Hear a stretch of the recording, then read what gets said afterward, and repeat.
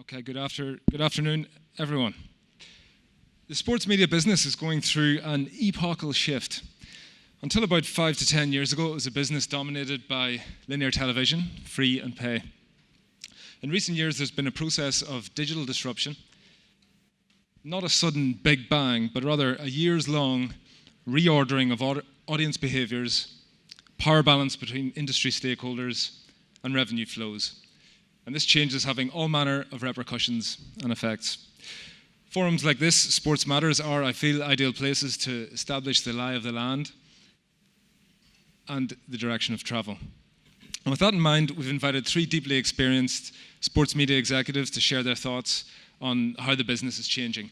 Very gamely, they've indulged my request to put their necks on the line and make some predictions about how the sports media business in Asia Pacific, particularly, will have changed by the year 2030. Now, detailed, accurate predictions, even a few years ahead, are of course almost impossible, but we almost have some idea about where our businesses are going as we make decisions today. And I hope today's discussion will contribute to your own thinking and decision making. The panel of visionaries is Yannick Colaco, co-founder at FanCode, a very interesting business in India that's aiming to create a next-generation sports media platform with a highly personalized experience for users, offering a range of sports content, e-commerce, and community features. Yannick, thank you for joining us.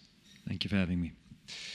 Secondly, we have Karen Lay, Executive Director, Media and Business Development at Sportfive in Southeast Asia. Karen has spent a career on the front lines buying and selling sports content at ESPN Star Sports, ESPN, WWE, Lagardère Sports, and now Sportfive. Karen, thank you for joining us. Thank you. And we've got Nicholas John, Head of Sport at Astro, one of Southeast Asia's leading sports broadcasters and pay television platforms. Nick's background is in production. He's been producing sports content for television for more than 15 years at ESPN Star Sports here in Singapore, and then Astro in Malaysia. He took the top job leading Astro Sport in January this year. Nick, thank you for joining us. Thanks, Kevin.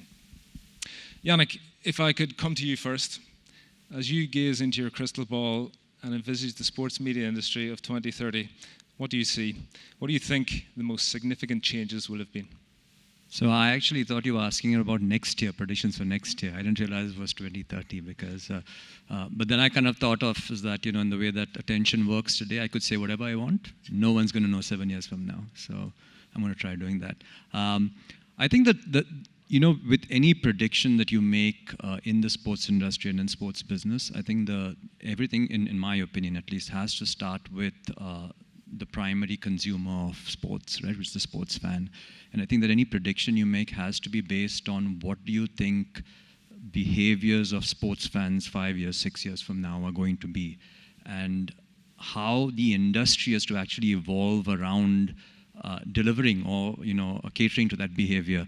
So in the last decade or so, if you've seen the amount of shift in consumption patterns of sports consumption across fans, I actually think traditional sports has been one of the slowest industries in terms of actually being able to adjust in the way it actually, or be able to be dynamic in the way it actually caters to those fan needs. And I think that will change a lot in the next few years.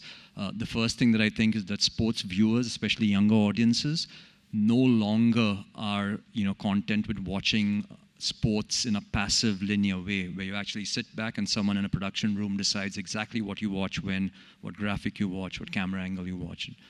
I think it's going to be a lot more immersive. It's already happening, but I think it will get to a stage where the type of content you see in sports, whether it's live or whether it's around, the way you actually consume it is going to be a lot more immersive, a lot more user-driven, where the users actually able to make decisions. When you watch highlights in a break, why should every sports fan watch the highlights of, in a football game of both the games? You should be able to watch the highlight of his favorite player or of his favorite team, which actually it's more dominant towards that. So I think that's going to evolve a lot.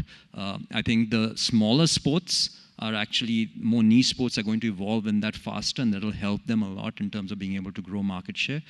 And I think the second prediction, which we spoke about, is directly linked to that. I think monetization, the way that it's currently structured, is going to be completely destroyed.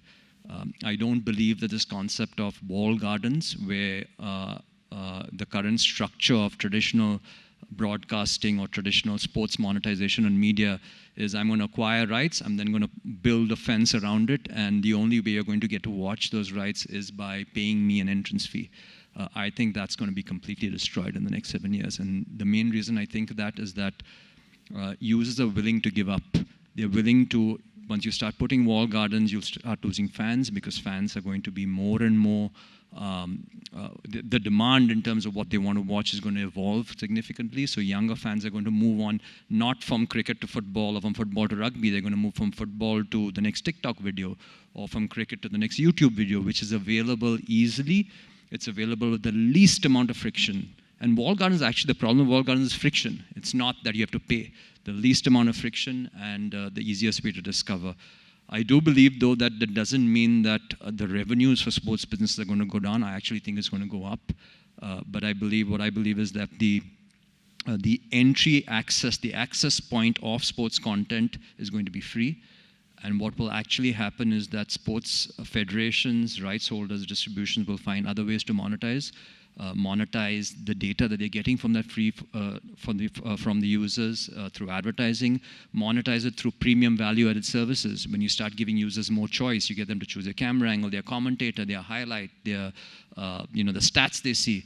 The premium services is what you'll actually monetize directly from consumers, and the rest will be free.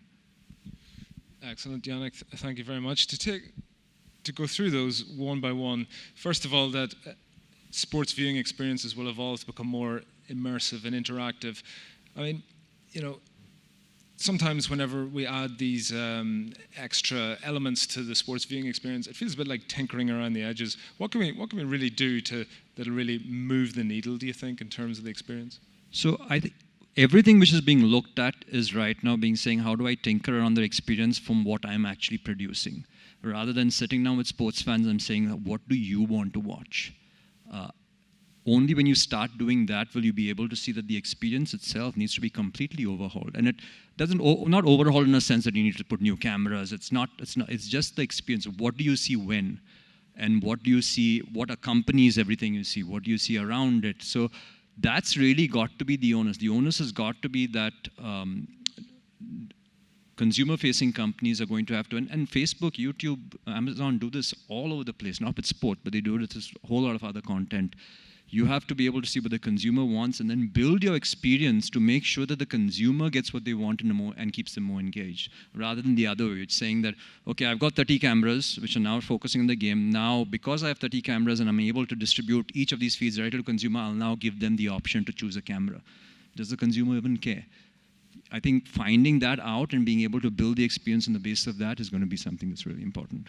And I know you guys at FanCode have been, trying new formats and new elements to your own broadcast of sport. What have you found that's really working with users? So we actually, some of the stuff that we've been experimenting, and that's one of the amazing things about digital products, right? Which is also very scary in a sense that you get real-time feedback. You don't have to wait for research or a centralized Nielsen or TAM report. You're getting feedback. Your consumers are telling you right now. So what we've done, some of the stuff that we've actually done is in immersive. We found from our consumers a couple of things. One is from actual watching cricket games. We found that consumers found that they weren't able to get statistics of the players they watched. They were dropping in and out of games and not able to get up to date about what's happening in the game, especially on mobile, in real time. They had to go to another platform to find out. So we started including, we recently did on FanCode was India tour of West Indies, where we had these virtual overlays where users could tap on the screen during the live game, get all the statistics they want. They could go to the highlight they wanted. If a wicket fell 3 overs ago, they could go to that. They could choose the type of highlight they want. And we found, 40% of our users who had access to this, because we were beta testing, their consumption, their engagement times increased by over 150%. So but that again started from a consumer need. The other thing that we did also, and we found from research, is that there were a lot of frustrated users, especially younger audiences in India, who were frustrated by the fact that when they came to watch a game of any sport or an event, whether it's the 100, the Caribbean Premier League, they were being told by any broadcaster or any OTT partner that, listen, if you want to watch the game, buy the annual pass for my product, or buy a monthly pass. So we kind of switched that around and we said that why don't we build this sachet pricing where we'll allow consumers to buy exactly what they want. And we kind of dropped that to say we'll allow users to buy match passes. So they come for a game of the Caribbean Premier League, they can watch one game, or they can buy only the tour, or if they like the platform, they can buy monthly and annual. And some of the results, and we don't share those numbers externally, but some of the results, we found that the users who buy smaller prices, their lifetime value and the payback periods are much faster. Lifetime value is much longer than, is much higher than those who buy annual and monthly passes up front. Okay, very interesting. Yannick, your second prediction is a very strong one, just what we wanted, that walled gardens are going to come down. Now, for the past 20 or 30 years, walled gardens have been the source of most of sports revenues, or at least a very large chunk of them. I mean, pay TV. What other significant, what do you think that's going to be replaced by? You mentioned ads, but you also mentioned possibly other forms of monetization. Can you break that down a bit more as to how you think it's going to change? Yeah, and I actually don't think that aggressive a prediction, because the entire sports industry in US is largely driven by no wall gardens. NBC, ABC, all major events, whether it's the Olympics, all happen free. So that's already existing. It's just a lot of the rest of the world which hasn't done it. I actually think you look at what Amazon Prime does, Prime Video, what they do in, whether it's sports or non-sports content. Their monetizations models are much larger than just pure subscription across that event. So I think everyone is going to find their ability to monetize. As I said, one way is to actually on premium value-added services. We are actually providing additional value on top of the overall free experience. And you're able to monetize that at premiums, and you're able to personalize that so that's one. I think the second is just ancillary data that you have and your ability to actually vertically integrate to monetize some of the stuff that you would grow in advertising. It's something that we do in a little bit, right? So a lot of what advertisers are trying to do is essentially use your data, your data program to be able to get to the consumers they want, who will then come on their platform and buy from them. We've kind of integrated vertically, like getting to sports commerce, where we have sports merchandise on our platform. And we use the data layer that we have from our consumers, particularly in sports, to be able to sell them in context. So think of the concept as some of the stuff that we're doing in beta versions of it. You're watching a game and you're watching Virat Kohli bat, and I know you're a Virat Kohli fan because I have some data of you, and Virat Kohli hits 4 sixes and gets this 100 of his. Now's the time where on the overlay I can actually say buy Virat Kohli's jersey from FanCode shop at 20% off. You click a button, and then because we have you're an authenticated user, you're able to jump the queues of where it's delivered and stuff like that, pay for it, and you get the jersey tomorrow. So being able to vertically integrate into that and take some of those advertising dollars in-house is also another opportunity, I think. Excellent. Thank you, Yannick. Some very stimulating thoughts there. Karen, if I could come to you next. First of all, any immediate reactions or thoughts to Yannick's vision of the future there? No more business for Sportfive. It's closed. Well, I certainly think it's very interesting, and Yannick's take on the whole digitalization of product. And I definitely think that it remains to be seen over the next couple of years the form that it takes and how it evolves. It's definitely interesting, yes. Okay, and turning to your own thoughts, as you look to the future, what really significant developments do you see for the sports media business in APAC by 2030? 2030, we'll be a lot older, that's for one. But I think what's important to know, and everybody talks about digitalization and digital sports and how that's going to be the future, and the pay TV platforms are going to weaken, they're going to fall off. And I think time will tell, but I think if any indication, I think we still also have to recognize that the traditional pay TV platforms has evolved. And we have to recognize that pay TV platforms has been around for the last 25 years or more. So it does have the smart players over there, smart people. They already have an existing customer platform. They have that billing relationship as well, and they have the local market knowledge. So with that basis, I think they're going to be quick to adapt to the new consumer habits and be able to pivot towards that. So I think it's a place to watch. I don't think it's going to go away anytime soon. And I think a lot of us sitting over here 5 years ago I mean, there were some people saying that Netflix is going to rule the world, and pay TV's gone, and it's all about digital. 5 years later, we're still here, and it's interesting to see that the traditional pay TV platforms, now they're working to re-aggregate and reintegrate the digital apps. And so I think there is going to be more of a re-aggregation of the different types of entertainment services and sports out there. Yes, I think we're definitely seeing that. We see pay TV platforms, like I say, producing platforms where you can plug Netflix in and plug other streaming apps in and make them much more sticky services. And whenever we were talking before the panel, Karen, we also mentioned that certain parts of Southeast Asia, linear free-to-air TV is still the home for certain sports, right? So certain distribution mechanisms stay strong. I think we mentioned football in Indonesia, for example. Absolutely. I think it really is dependent on the type of sports that you're distributing as well. And again, with Southeast Asia, it's such a fragmented market. I don't think it's true you can make a one statement that we're all heading this way. I think there are nuances between each of the markets and the type of sports. So for example, if you're looking at local domestic sports like Indonesian football, for example, that will still have a place and a very strong foothold on the traditional free-to-air broadcasters, which may not necessarily work on a pay platform, or there may be a version on digital. And international sports may work better on pay platforms, and then the more niche markets or the niche sports will be on the digital platforms. But I think overall, evolving where we're going to go 2030, again, it's all going to settle, and these are great opportunities for rights holders and sports properties to have that opportunity to be across all the different platforms. And examples of pay TV, where they, on their linear channel, you will have the main sports, the live sports, but then it's also complemented by the rights holders' OTT platform. So it really allows a fan to engage in their different sports, how they want to, and the point is you have to be everywhere. Got it. And do you have a second prediction for that date in the future, 2030? We mentioned women's sport and Women's sport, okay. Yes. That's a sensitive topic. I mean, again, personally speaking, me as a woman, I'm a mother, but I'm also working in the sports industry. Of course, I'd love to see women's sports grow.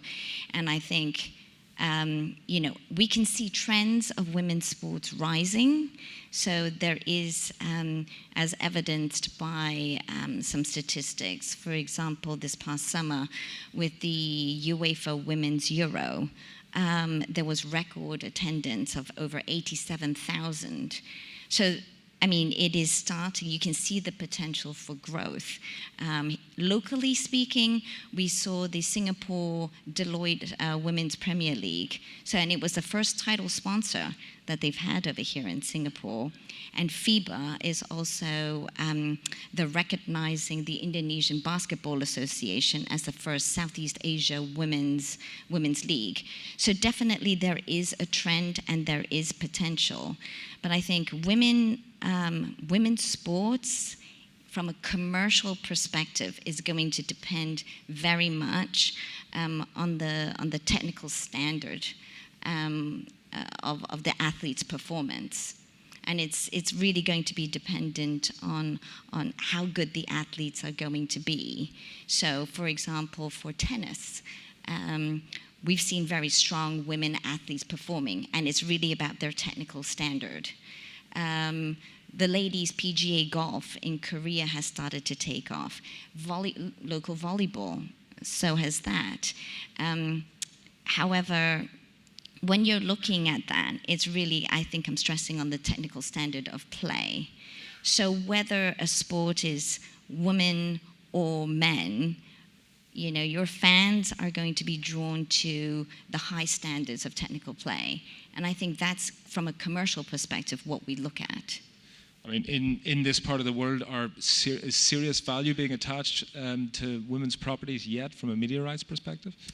I definitely think it's lagging a bit behind Asia compared to the West. However, there are steps being taken towards this. I mean, most recently, we work very closely with the Netball World Cup, and we had the Singapore qualifiers here in Singapore, and it was sold out. The tickets were sold out.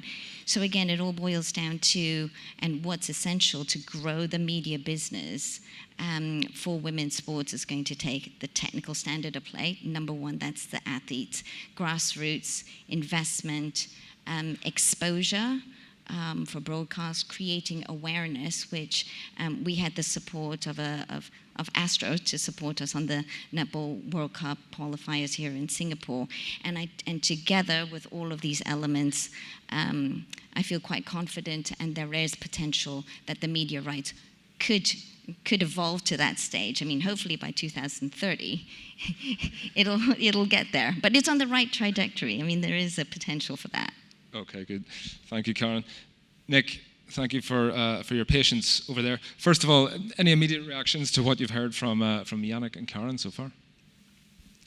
I think specifically about women's sports, it's important to not make it, I feel at least, the distinction between men's sports, women's sports, right? Like what Karen was saying, as long as it fits the same criteria, high standard of quality, good competitive, the same rules apply. And I'll give an example. Last year, we were working with one of the local football federations in Malaysia, and they were insistent on starting an amateur women's league, right? They didn't have much of a backing, but they said, the community is huge here. Would Astro help us amplify the news and everything? So what happened was you would get 5,000 people turning up into stadiums we didn't have seats, right? Because it's just a field. But that gave us a huge indication that while maybe TV numbers would not, or linear numbers or OTT numbers would not translate, but there's a huge interest in the community. So to cut a long story short, we worked with them on the final, and that was broadcasted on Astro. And of course, that legitimacy is a different level, right? Because the moment you say Astro's covering FAS Amateur Women's League, wow, it takes it to the next level. So I think it's not so much a women's thing or a men's thing. It's really what we think the product is relevant to that communities per se, I think. Okay, great. And the same question to you, Nick. What are your own expectations for the future of the sports media sector in APAC? I can probably make 10 predictions, 20 predictions, but we don't have much time. I don't think we've got time. But I think I want to focus on smaller sports. I put inverted commas because, it's relative in different countries, right? What we consider small in Malaysia may be big in Thailand, may be huge in India. And when I say smaller sports, I'm talking about, again, similar to what we're talking about, the women's community-driven sports, sports that don't have a huge mainstream sort of following. I think give us 7 or 8 years, the rise of this so-called smaller sports, they'll take a bigger market share. We feel, we're talking about trends, right? And we were seeing for the last 5 years, like Karen was talking about, people saying waves. The last 5 years, we've seen, and we've made a lot of investment into making local sports IPs, right? Sepak takraw, for example, netball, for example, because we think it's relevant to that community, right? Malaysia is number 2 and number 3 in Asia. Malaysia is number 1 and number 2 in Southeast Asia. So the demand is there in netball. Sepak takraw, Malaysia, Thailand, Indonesia are countries that know about the sport. So we feel like in the last 4 years, we've seen year-on-year viewership increase, ticket sales increase, sponsorship increase. That tells us that, and the other interesting point was, since we're talking about women, we saw the last 4 years, the breakdown of women participating and also being part of the spectators increase. We also saw the age group drop, that you would see in the audience, families would turn up. with mum and dad, 2 kids, 10 and 12. So that really drops the age group. So we think, we see that it's becoming very relevant to the younger audience. And I think that, again, shooting out loud here, sports like dodgeball, we're talking about flag football, and you can go on. These are the so-called smaller sports, and I think give us 7 to 8 years with the proper backing, proper investment, proper production, again, you need, like Karen was saying, we need to elevate that level of competitiveness. And I think as long as it's meaningful to each community, I see that being the next wave in 7 to 8 years. Oh, very interesting. And to clarify, so the Sepak Takraw League and the Netball League, these are two properties that Astro has created itself in Malaysia, that's correct? Yeah, so again, back to Yannick's point, right? Because we're all trying to evolve. Now the model today versus the model 10 years ago is so different that traditionally a pay TV operator would not create a league, right?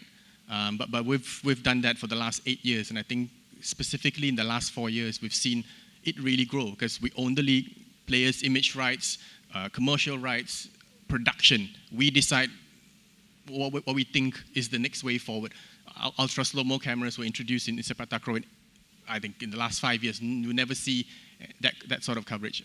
Same with netball, and I think we then have the room to play around with a draft system. We have a room to play around with foreign players, a lot of those things. And I think those two products have worked really well for Astro. And I think IP number 3 and 4 and 5 is in the pipeline. Only because I think from a sustainability point of view, we're talking about changes in the next 7 years, right? There will be rights that a lot of broadcasters can't afford, right? For sure, right? But so it may fit to a market that has maybe scale, but that leaves, I think, a lot of other players, content creators and platforms to play around with the space that they can afford. Okay, and the second of your 10 predictions? So I wanted to balance out the optimistic sort of, smaller sports rising up with sort of the reality check. And I think probably when I say this, everyone's going to go, because it's boring, right? I think I feel to many components in the ecosystem, whether you're the broadcaster or the athlete or the club or the rights holders, I feel still large segments of that do not view piracy seriously. So my prediction actually from a bleak perspective that in the next 7 to 8 years that if this trend continues, smaller leagues would disappear.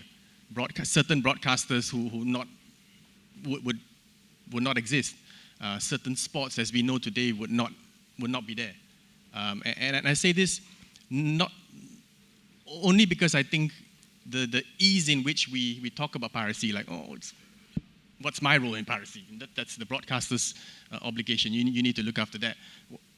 Everyone in the ecosystem needs to do their part, right? And I think when you look at the whole value chain of sports, club, athlete, broadcaster, rights holders, and whatnot, it's linked, right? So the moment the consumer is picking a free option illegally, right? Not the willingness to pay even for, Yannick's model, whatever that model is, Nick's model, Karen's model, the willingness to pay because there's an alternative that's illegal and free, the pie just will shrink and it just trickles down, right? So people can't afford to produce a proper product anymore, right? And therefore you then cut costs to produce a substandard product. People then, it's linked. You go, why do I watch something that's done with 2 cameras? It looks bad.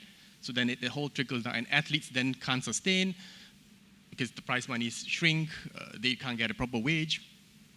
8 years is a long time. I think there are certain sports that can disappear. Yeah, well, I mean, the war on piracy goes on, and from what you're saying, we're not winning, certainly not yet anyway. I mean, what's the minimum that you think sports rights holders should be doing? What does best practice look like? Again, I wouldn't say what rights holders should do. I think it's everyone, right? Of course, from a rights holder's perspective, we've got super good examples, right? And we all know the big players that really do well to protect the content. But I feel the hygiene needs to be there, right? So we're talking about amendment laws being changed in Malaysia and whatnot. Great, we set a fine 200,000 if you get caught. Enforcement, great. A lot of people also championing, saying, oh, we're doing this, we're setting up task forces. But if you can't get the hygiene right, for example, Malaysia played Tajikistan yesterday and was on Astro.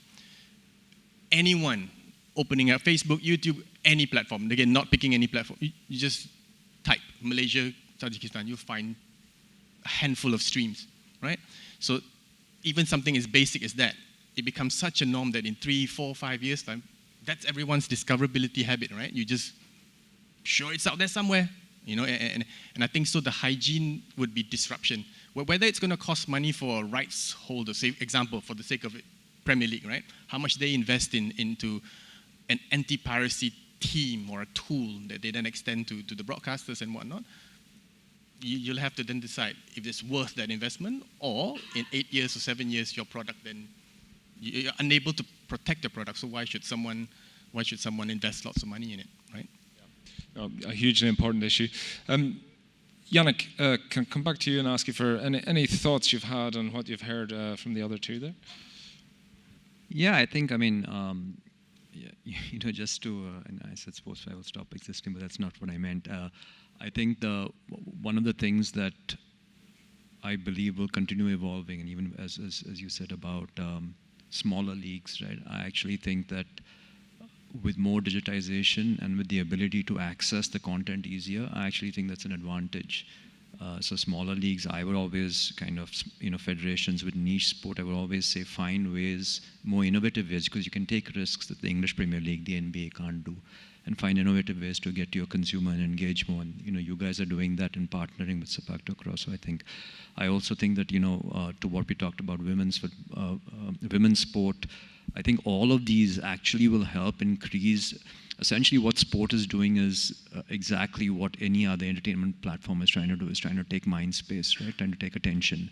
So all of these will actually help increase the attention pie that sports takes, which will actually, in the next 7 years, increase the revenue model for sports. I just think that the revenue model, which is traditional, is going to change significantly. So I agree with both the other panelists on this also. Great stuff. Okay, we've only got a few minutes left. I'd just like to go through you quickly with one final question. Media rights revenue is one of the pillars of the sports industry in terms, you know, alongside sponsorship and live events. It's grown dramatically in the last several decades. More recently, it's slowing down.